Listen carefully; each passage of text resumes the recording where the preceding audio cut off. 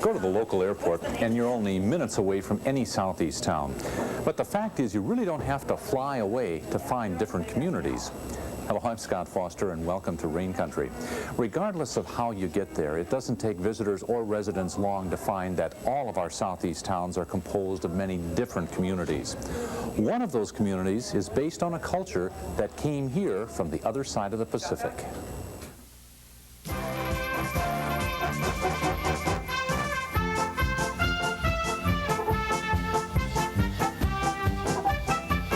The 4th of July has added meaning for the Filipino community. It's not only Independence Day for the United States, it's also the day the U.S. granted independence to the Philippines in 1946. Filipinos have been a part of Alaska's culture and workforce for over 100 years. They first came to Alaska in the early 1850s as crew members on whaling ships. The first permanent Filipino settlement in Alaska was established in Ketchikan in 1905. Other Filipino communities emerged throughout southeast and south-central Alaska as itinerant cannery workers stayed on after the fishing season.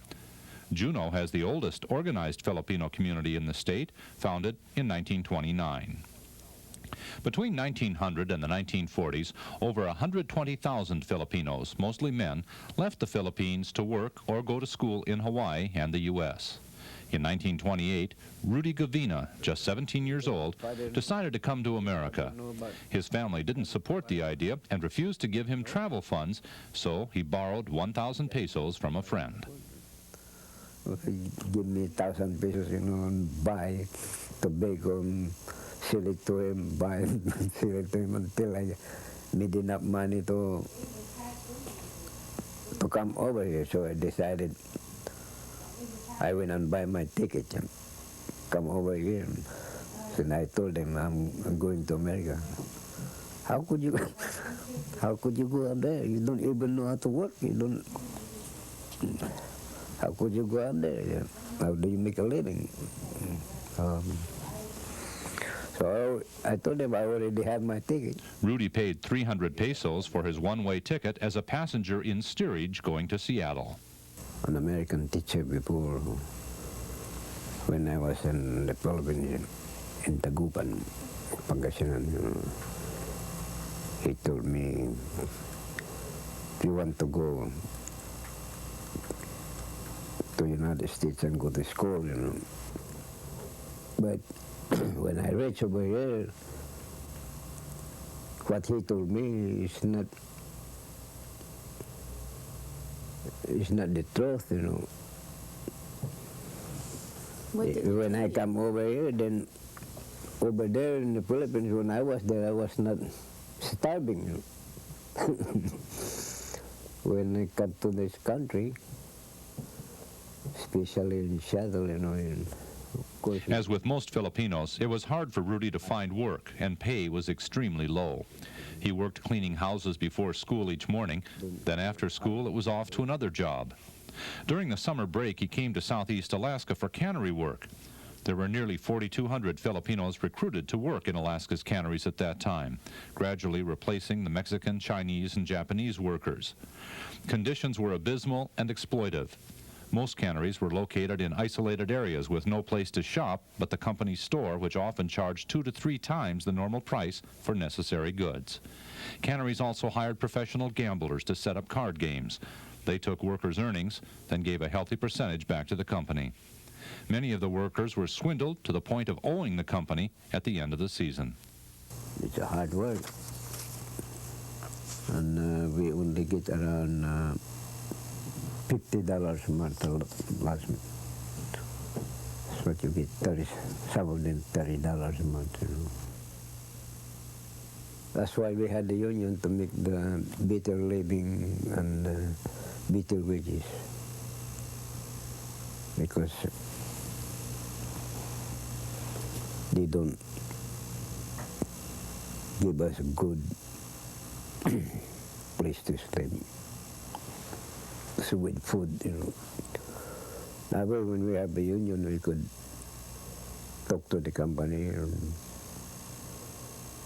that sometimes they have to have the strike on account of those.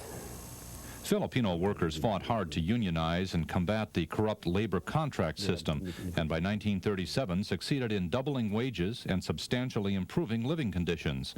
That same year, Rudy came to Juneau to live year-round. There were about 70 Filipino men working in the mines at that time. Because of racial problems, most Filipinos found the rural areas and small Alaska communities preferable to large urban areas. The smaller communities provided fewer problems. However, socializing with whites, especially white women, was still frowned upon, as was attendance at theaters, concerts, movie houses, and other cultural affairs. We could go to the show, but we're not allowed downstairs, only upstairs. We feel bad about it. They got lots of signs up there where no native and Filipino allowed, you know. We had a bowling alley up here owned by a Filipino. And in it, they got card games, restaurant, and barber shop. So it's not too bad. We are all, we have lots of fun. When the war started, and the Filipinos up here really well respected by the people around here. In 1942, Rudy was recruited into the Army, where he became the Cultural Affairs Officer in the Philippine Regiment during World War II. After the war, Rudy returned to Anchorage and eventually Juneau to stay. Until the late 60s, there were very few Filipino women living in the U.S. or Alaska. Most Filipino men married Alaska Native women. In fact, it was mainly these Native women who raised over $5,000 to buy the first Filipino community hall in the early 60s. Mrs. Diaz was the only Filipino woman living in Juneau until Celestina Antalasco arrived on June 30th, 1947. Well, when I looked around, I wasn't happy because it's surrounded by mountains and it was cold. And then my husband says, we have to leave tomorrow for Excursion Inlet. And I don't know where Excursion Inlet, I just follow whatever he says.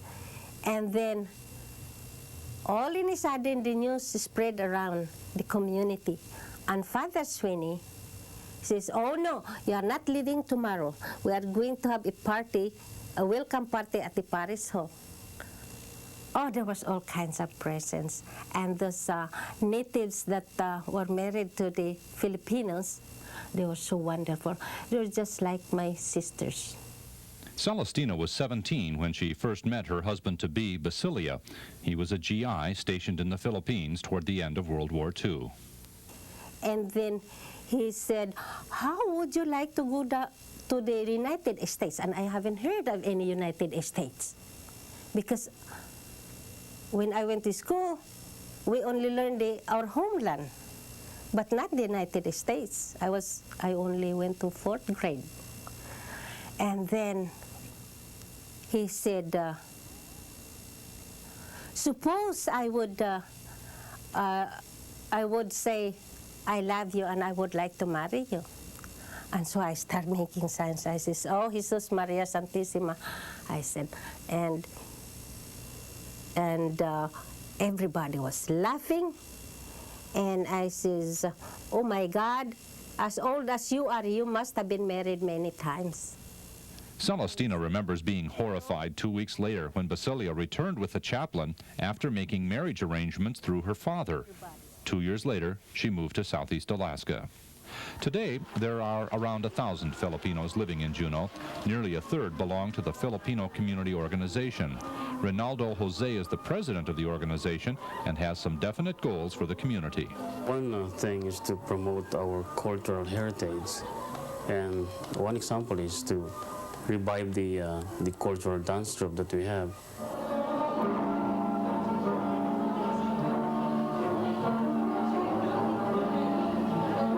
The other thing that I have in mind is I want this Filipino community to be a contributor to the benefits or the improvement of this community, the whole community, the Juneau community, and we will be probably a partner in progress So every time they need some help, or any organization who needs some help, we are probably happy to help them.